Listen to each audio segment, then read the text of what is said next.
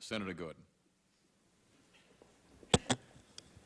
Early in your formal remarks, you talked about both visitors and the number of potential visitors who were not allowed, and even more significantly about the number of potential students and the relatively small number who were not admitted.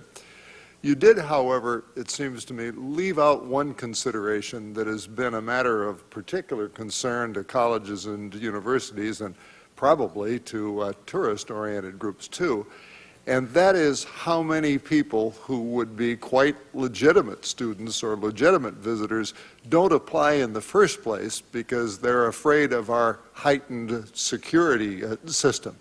I think the colleges and universities have remarked on the decline in the numbers of thousands of foreign students here, and have to a certain extent attributed it to that fact, that there's just too much hassle in getting here.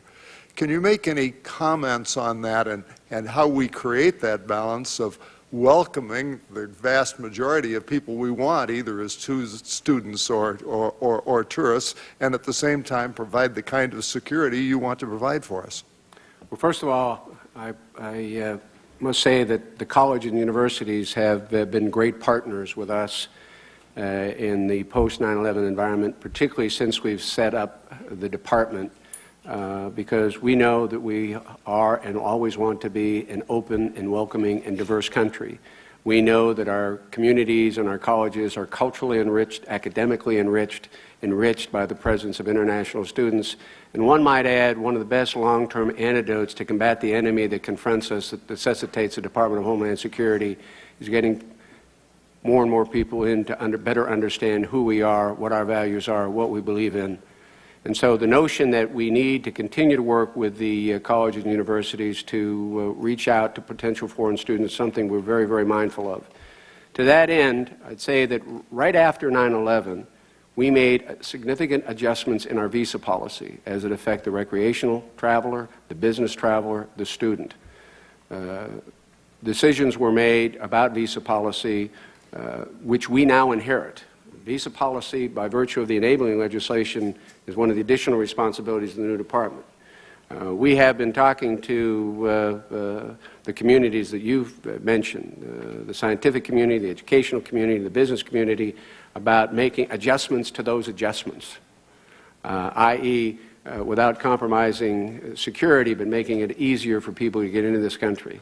We are looking toward the end of June to begin to vet those within, to shop those around within the administration. I don't think we should apologize for really focusing hard on security right after 9/11. But two plus years later, we take a look at the adjustments we made, and I think all of us have concluded that we need to go back and review them and adjust some of those. I spent a little time, because the Department of Homeland Security has not a significant physical presence overseas, but with the Container Security Initiative, visa policy, and others, we have a considerable impact on international relations. I was in Singapore with 21 ambassadors. Every ambassador said, we understand security's got to be the primary concern, but we have to find a better way. We need to go back and take a look at what we've done since 9/11 and make some adjustments. Every head of state that I run into has made the same request. In the long term, I think this, again, is it's in our best interest of a country. I think we can find a balance. I think we can make some changes to make it easier for students and travelers and business men and women to get here. That's our task, and I think we're up to it. Thank you, Mr. Secretary. Thank you, Mr. Chairman.